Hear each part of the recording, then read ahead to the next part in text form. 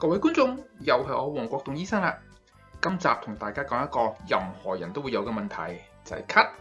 而我會特別講嘅呢係咳嗽嘅原因。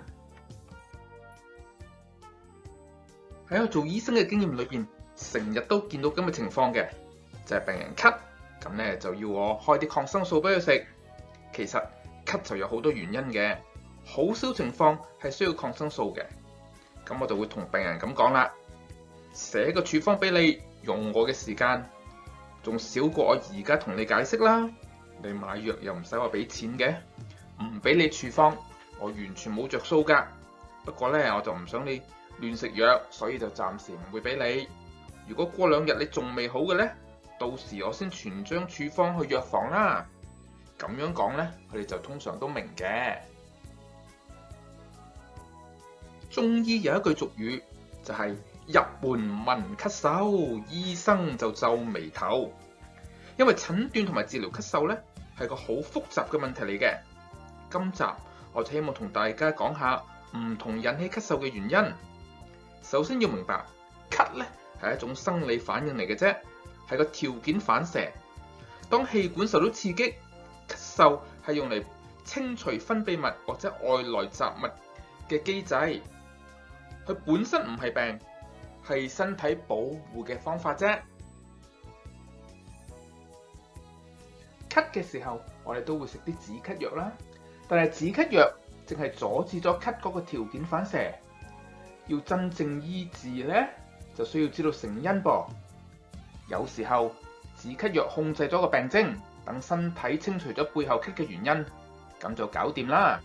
但係另外嘅時候，唔處理引起咳嘅原因，就永遠唔會好嘅噃。我見過啲病人食完一個又一個療程嘅抗生素都冇效果，梗係啦。如果咳唔係由感染引起嘅，食幾多抗生素都冇用啦。咁咳有啲乜嘢成因呢？第一個原因大家都一定試過㗎啦，就係氣管受到啲外來物嘅刺激。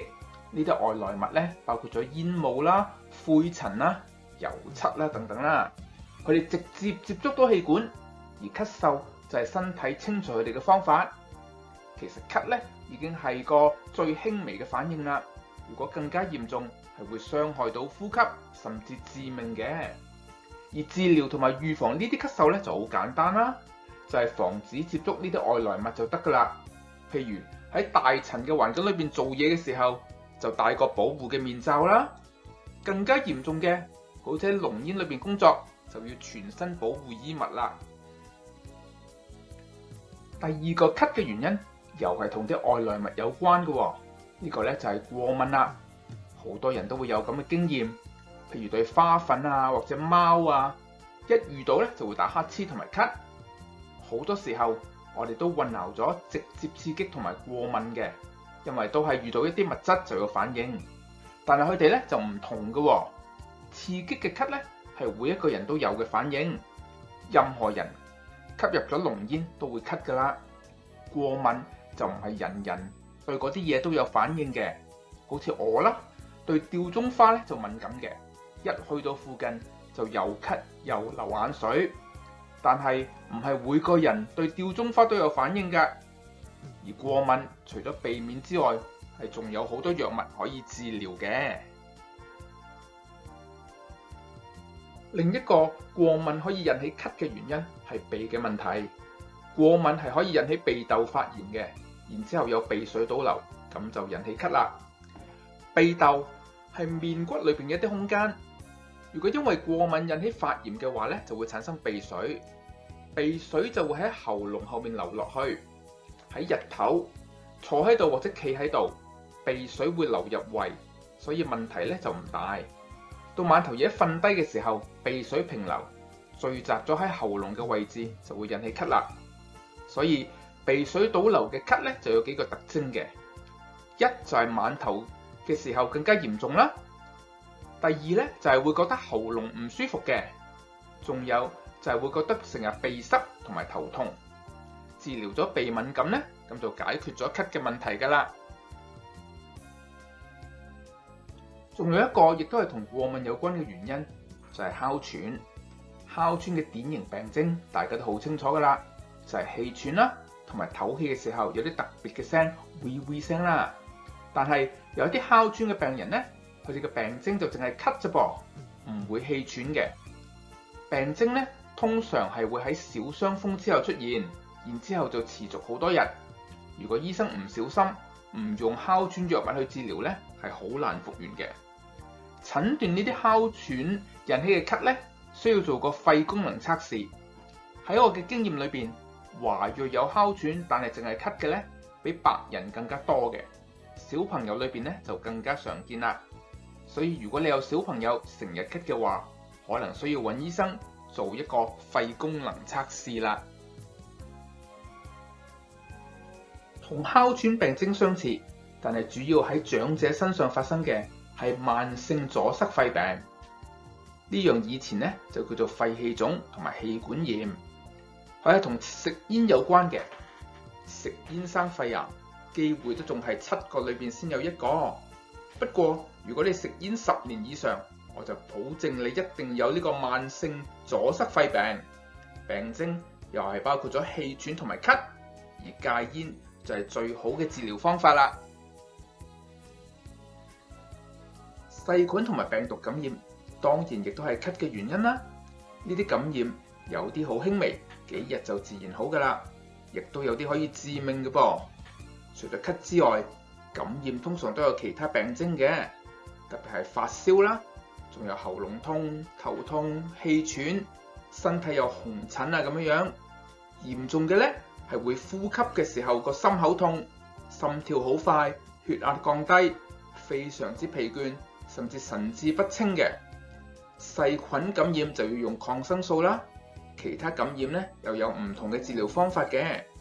輕微嘅上呼吸道病毒感染，淨係需要休息同埋服用一啲舒緩性嘅藥物啫。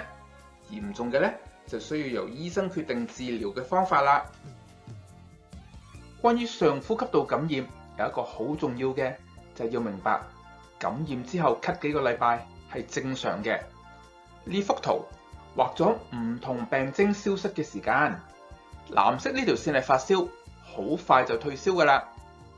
紫色呢條咧就係咳喎，可以見到2個禮拜之後仲有好多人會咳嘅。上呼吸道感染主要係病毒引起嘅，所以抗生素咧就冇用嘅，用一啲舒緩性嘅止咳藥就可以㗎啦。但係如果病人身體有其他長期疾病，好似心臟病啊、糖尿病啊呢啲，為咗保護病人，醫生亦都可能要病人食啲抗生素嘅。咁就唔係為咗止咳，而係為咗防止併發症。唔好因為食咗抗生素止唔到咳就停咗佢啊！講咗好多同呼吸系統有關而引起咳嗽嘅原因，但係身體其他嘅系統咧，亦都會引起咳嗽嘅噃。一個喺長者裏邊好常見嘅問題係胃酸倒流。年紀大咗啦，食道同胃之間個肌肉活門咧就會鬆弛喎。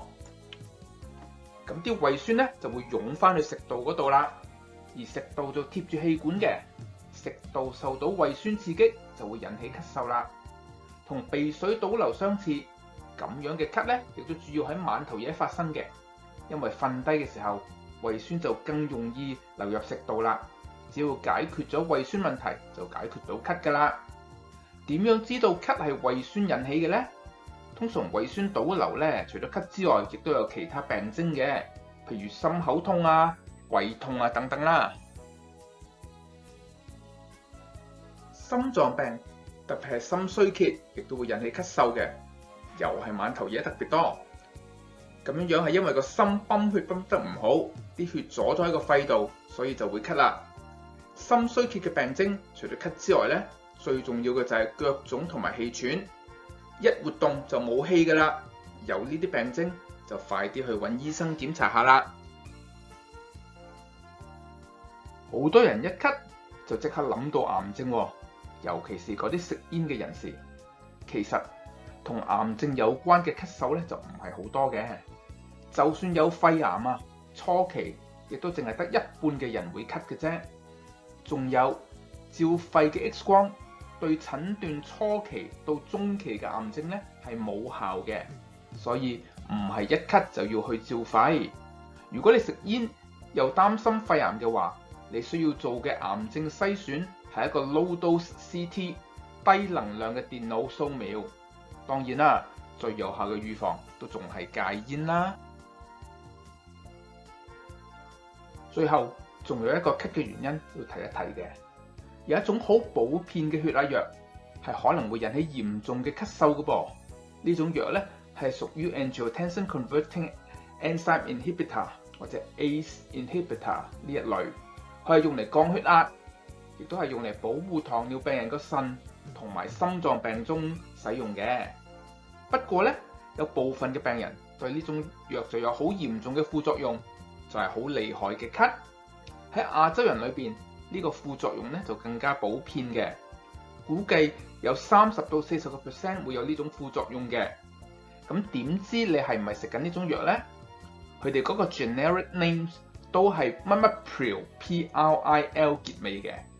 如果你有服用呢類嘅血壓藥，又長期咳嗽嘅話，就要通知醫生換下另外一啲藥啦。